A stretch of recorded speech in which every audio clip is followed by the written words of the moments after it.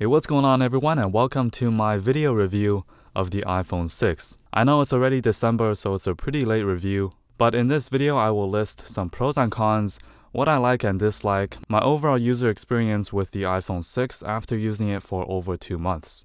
So first I'm going to talk about some pros, what I like about the iPhone 6. The first pro I have to say is the screen. So this has a 4.7-inch display at 1334 by 750 with a pixel density of 326 pixels per inch. For me, this is the perfect screen size. It's not too big and it's not too small. My ideal screen size would be around 5 inches, so 4.7 inches is a great size for me. Apple calls the resolution Retina HD, which is just a bit over 720p. So this doesn't have the highest resolution. I know that many other Android smartphones have 1080p screens or even 2K displays. But with a 4.7-inch display, the pixel density is still pretty high. So with my eyes, it's impossible to see a pixel because of the high pixel density. This also has great color reproduction and excellent viewing angles. It also gets relatively bright when you turn to maximum brightness, so it's going to work well in outdoor situations or under direct sunlight. You can also see the glass on the front is curved. It gives a very unique look. Keep in mind, this is not the technology that you find in the Samsung Galaxy Edge. So the screen does not curve, it's actually the glass that curves. One downside for having this curved display, you can see that when you have a screen protector on, it's actually not going to cover the entire screen. The next pro is, of course, the build quality. As you know, the iPhone 6 has an aluminum design. It feels very premium to hold in the hand, just like any other aluminum devices, and it's also extremely thin. Unlike the iPhone 6 Plus, the iPhone 6 will fit really well in your hand.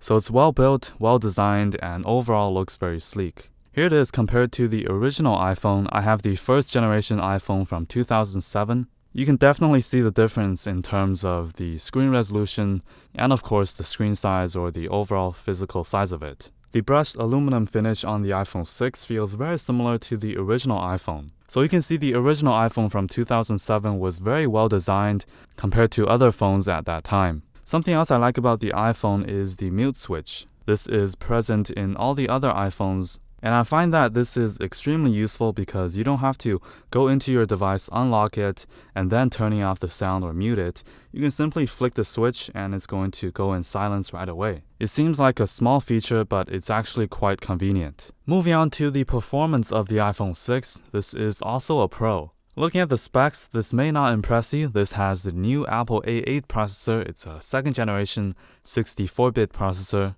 along with the M8 motion processor, which tracks your steps, your elevation, stuff like that. So it's a dual-core 1.4 GHz processor with a PowerVR GX 6450 quad-core graphics, and this only has 1 GB of RAM. So comparing it to other high-end Android smartphones, the specs definitely isn't as good. But the Apple A8 processor is really optimized for the iPhone 6 and iOS in general, and this can pretty much run every single applications without any issues. From simple apps to intense graphic games, the iPhone 6 really has an excellent performance. But sometimes if I have a lot of apps running in the background, and because this only has 1 GB of RAM, I do experience a few lag and some frame rate drops at different places.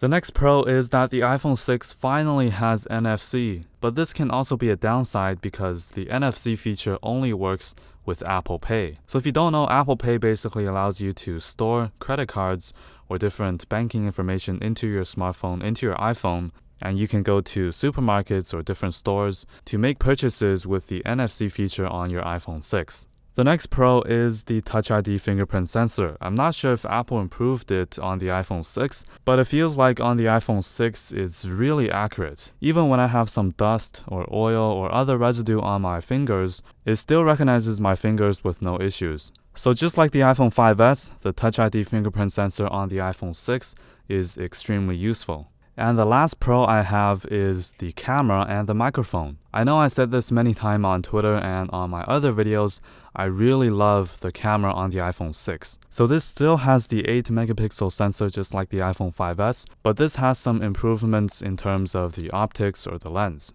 I made a separate video review of the iPhone 6 camera, so be sure to check it out. I went in detail with the image quality and the video quality of the front and the back-facing camera, and also some other modes such as panorama or slow motion. And I took some amazing images and videos with the iPhone 6 in that video. So be sure to check it out. I'll link the video in the description. So this is able to record 1080p HD videos. Unfortunately, no 4K yet, hopefully on the iPhone 6s or the iPhone 7, whatever they want to call it. You can see the video quality is excellent.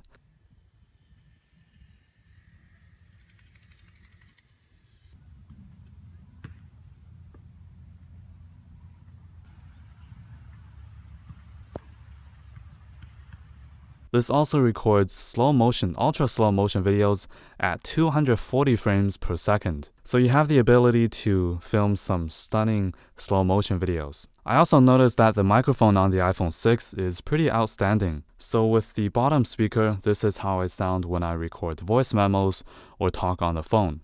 Alright, this is a microphone test of the iPhone 6. I'm currently using the microphone that records voice memos or when you talk on the phone. And right beside the camera, you can see another microphone, and this is how the video recording microphone sounds. Alright, so now you're listening to the microphone right beside the camera, which is right over here. So this is how it sounds when you record a video. Alright, now let's move on to the cons, the things I dislike about the iPhone 6. The first con is that the aluminum design feels very slippery in the hand. Especially the iPhone 6 is a very thin device, and with a brushed aluminum finish, it can easily slip out of your hand. So I do have a case for the iPhone 6. It's a sub case I bought on Amazon. I'll leave a link in the video description if you want to purchase it. And by the way, if you want to support my videos, be sure to use my Amazon link to purchase different Amazon products. The second thing I don't like about the iPhone 6 is the placement of the speakers. The iPhone 6 actually has pretty good speakers. It's quite loud, the mids and highs are well balanced, and it does have some bass. But it's just the placement of the speakers that I don't like. Just like the iPhone 5s or the 4, 3, 2, 1, they're all placed at the bottom. So especially when I watch a video or play games, it's so easy to cover up the speakers with my hands. The next con is the battery life. Well, this is not really a con, it's just something that Apple should improve.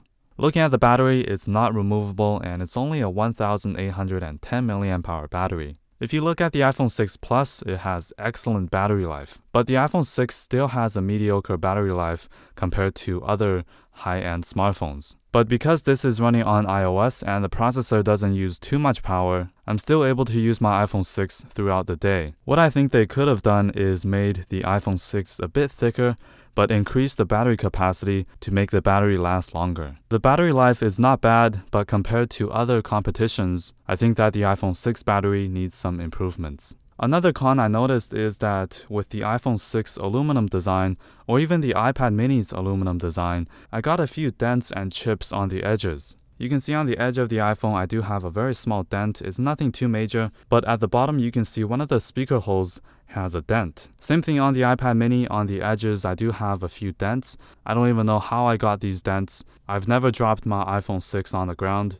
So I do recommend getting some sort of protection, maybe a skin or a case for your iPhone. A feature that I really wanted to have on the iPhone 6 is the option to expand my storage using SD cards. So I hope in the next generation iPhone, Apple would implement the micro SD card expandability. By the way, on my iPhone 6, I have not experienced any sort of bending issues, so bend gate does not occur on my iPhone 6. But something odd I noticed about the iPhone 6 front-facing camera is that the camera sensor or the camera lens itself is actually moving to the left. So you can see a white line on the right side of the front-facing camera. I hope this is nothing major, but on Twitter and also a few other websites, I saw many other iPhone users are also experiencing this issue. Speaking of the camera, I also don't really like the protruding lens on the back. So when you put your iPhone 6 flat on the table, it's not going to completely sit flat, it's going to wobble around. And the last con, in my opinion, is the price. In North America, the price is already pretty high,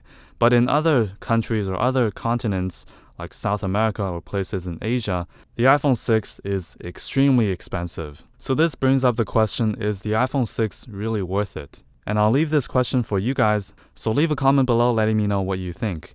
So this concludes my user experience, my review of the iPhone 6 after using it for 2 months. If you enjoyed this video, don't forget to give it a thumbs up. Follow me on my social networks, Instagram, Google+, Twitter. I'll leave the links in the video description. And subscribe to my channel for future videos like this. Thank you for watching, and I'll see you in my next video.